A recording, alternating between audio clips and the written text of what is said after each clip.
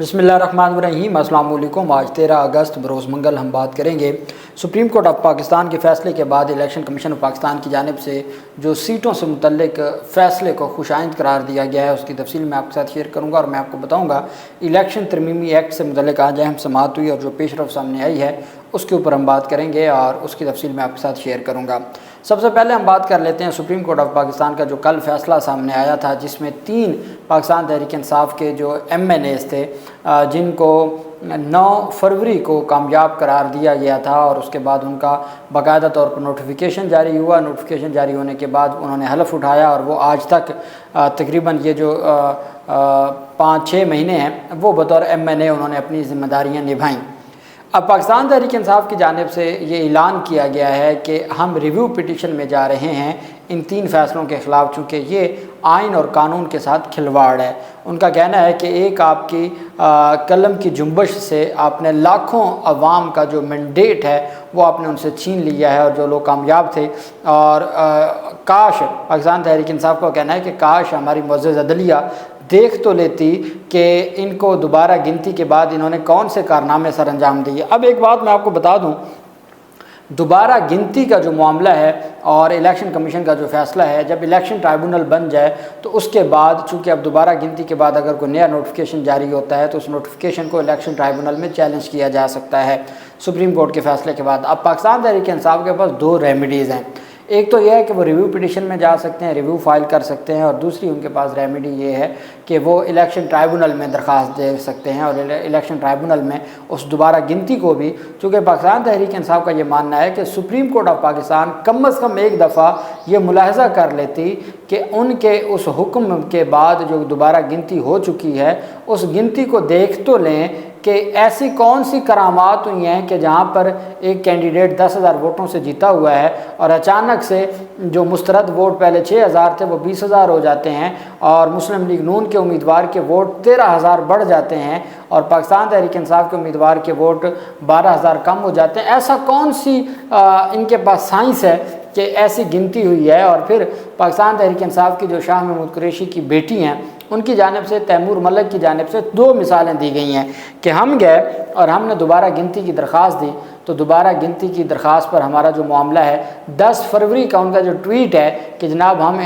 Returning अफसर के दफ्तर में खड़े हैं और अभी तक फ़ाइनल कंसोलिडेशन नहीं हुई, तो हम गिनती की दरख्वास्त देने आए हैं लेकिन हमारी दरख्वास्त लेने को कोई नहीं है। उसके बाद उन दोनों की जानिब से इलेक्शन कमीशन में दरख्वास्त दायर की गई। तैमूर मलिक तो यूसुफ रज़ा गिलानी से सिर्फ 104 वोटों से हारे हुए थे, उसके बावजूद दोबारा गिनती नहीं हुई और तमाम दरख्वास्तें खारिज कर दी। सलमान अकरम राजा साहब की एक दरख्वास्त थी। सलमान अकरम राजा साहब ने जिस दिन इंतखाबात हो रहे थे उसी दिन लाहौर हाई कोर्ट से मूव किया था और लाहौर हाई कोर्ट ने अगले दिन 9 फरवरी को समाअत की। जस्टिस अली बाक़ी नजफ़ी साहब ने सलमान अकरम राजा साहब का ये मौक़िफ़ था कि जनाब ये गिनती का सारा प्रोसेस दोबारा करवाया जाए, चूँकि हमें वहाँ पर बैठने नहीं दिया गया, हमें पार्टिसिपेट नहीं करने दिया गया। लाहौर हाई कोर्ट ने अहकामात भेजे, लाहौर हाई कोर्ट ने मामला इलेक्शन कमीशन को भेजा, इलेक्शन कमीशन ने उसके बावजूद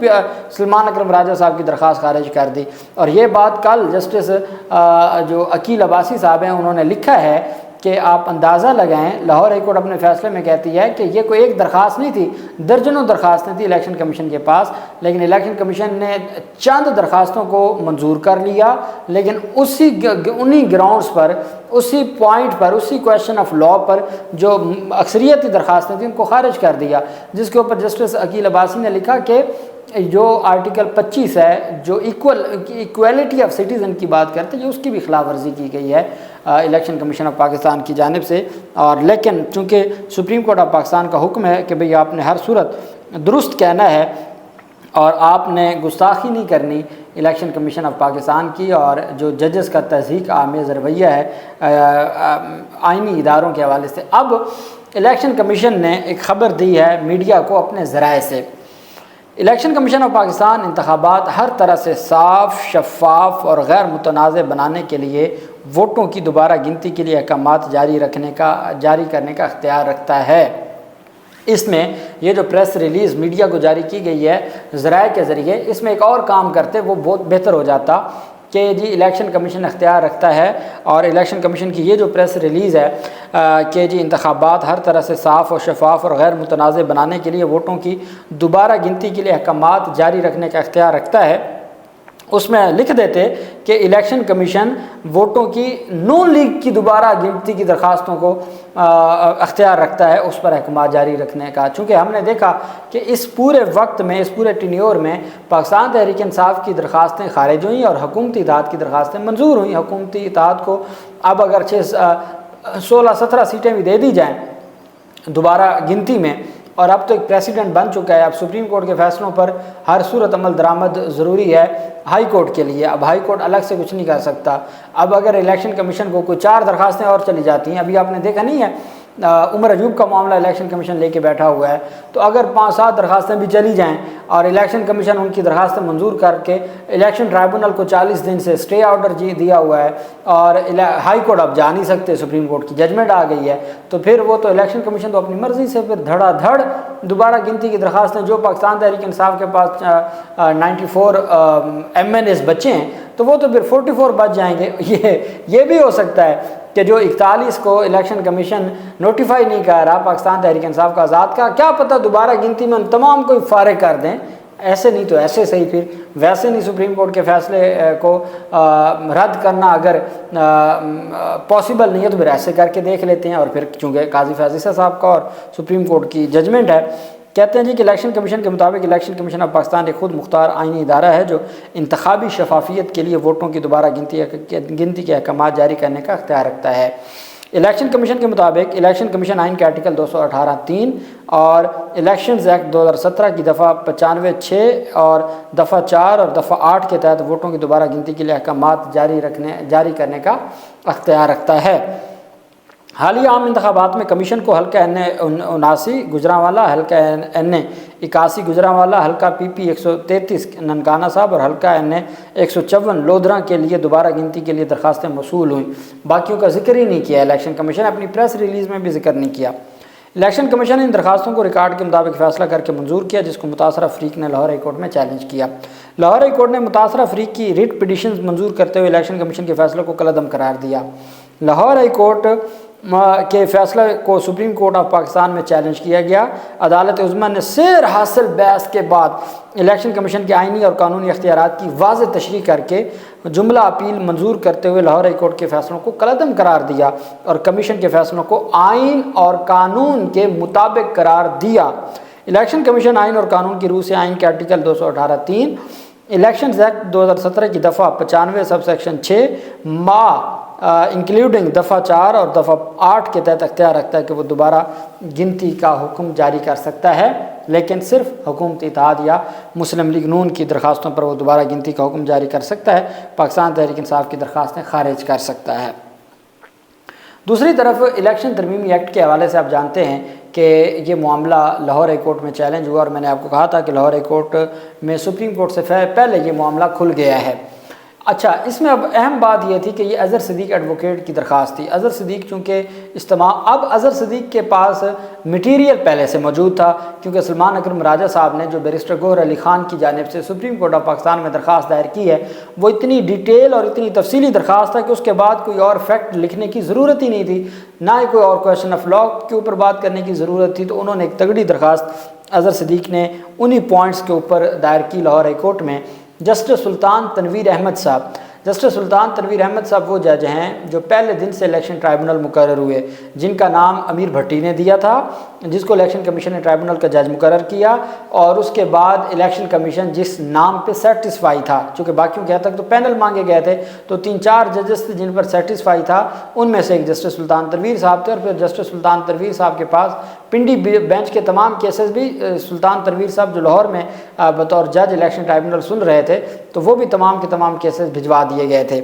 अब वो जस्टिस सुल्तान तनवीर अहमद साहब, चूँकि इलेक्शन ट्राइब्यूनल ने तो कार्रवाई रोकी हुई है, तो सुल्तान तनवीर अहमद ने इलेक्शन तरमीमी एक्ट 2024 के ख़िलाफ़ दरख्वास्त पर समाअत की। जस्टिस सुल्तान तनवीर अहमद ने अज़हर सिद्दीक की दरख्वास्त पर समाअत की, जिसमें वफाकी हुकूमत, इलेक्शन कमीशन और मुख्तलिफ सियासी जमातों को फ़रीक बनाया गया था। अब बहुत अहम है, चूँकि ये इलेक्शन तरमीमी एक्ट सुप्रीम कोर्ट के फ़ैसले को पर अमल दरामद से मुतल्लिक है और ये सुप्रीम कोर्ट के फ़ैसले पर अमल दरामद में रुकावट बनने की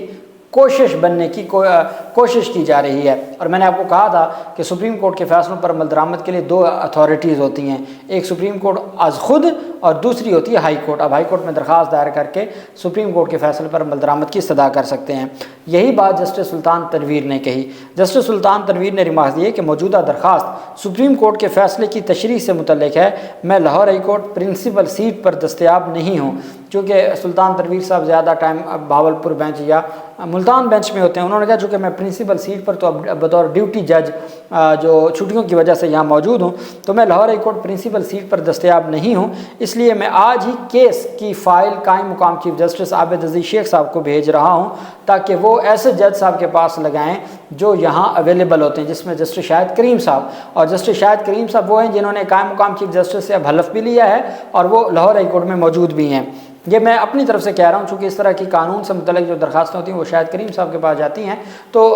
जस्टिस सुल्तान तनवीर अहमद साहब ने सिर्फ इतना कहा कि जो जज यहाँ पे अवेलेबल होते हैं उसके पास भिजवाई जाए, और साथ उन्होंने मौक़िफ़ अपनाया कि एक्ट के ज़रिए सुप्रीम कोर्ट के मखसूस नशिस्तों के फ़ैसलों को ख़त्म करने की कोशिश की गई है। इलेक्शन तरमीमी एक्ट 2024 का इतलाक़ माजी से नहीं हो सकता। इलेक्शन तरमीमी एक्ट 2024 को गैर आइनी करार दिया जाए और हतमी फ़ैसले तक इलेक्शन कमीशन को इलेक्शन तरमीमी एक्ट पर स्टे ऑर्डर जारी किया जाए। तो जस्टिस सुल्तान तनवीर अहमद साहब ने कहा कि चूँकि ये मामला जो है वो बहुत अहम है और सुप्रीम कोर्ट के फ़ैसले पर अमल दरामद से मुतल्लिक है और एक डिटेल मामला है, इस वजह से इस मामले को भेजा जाए चीफ जस्टिस के पास ताकि वो ऐसे जज साहब के पास इसको मुकर्रर करें जो प्रिंसिपल सीट पर अवेलेबल रहते हैं, ताकि ये इंतहाई अहम है सुप्रीम कोर्ट के फ़ैसले की तशरीह और अमल दरामद का केस है और इसको उसी जज को सुनना चाहिए जो प्रिंसिपल सीट पर अवेलेबल होते हैं। और अदालत ने फ़ाइल भिजवा दी चीफ जस्टिस को। अब मुझे लगता है कि कल किसी बड़े तगड़े जज के पास दोबारा केस लग जाएगा और इलेक्शन तरमीमी एक्ट अगर लग गया शाहिद करीम साहब के पास तो फिर तो बचना मुश्किल है। शम्स महमूद मिर्ज़ा साहब के पास भी लग जाए, आसिम हफीज़ साहब, जो भी जज अवेलेबल होगा, क्योंकि इसको बरकरार रखा नहीं जा सकता। और ये बात मंसूर अली शाह साहब जो अगले हमारे चीफ जस्टिस हैं वो वाज़ेह तौर पर कह चुके हैं। अल्लाह पाक पाकिस्तान का हामी और नासिर हो। बहुत शुक्रिया। अल्लाह हाफिज़। पाकिस्तान जिंदाबाद।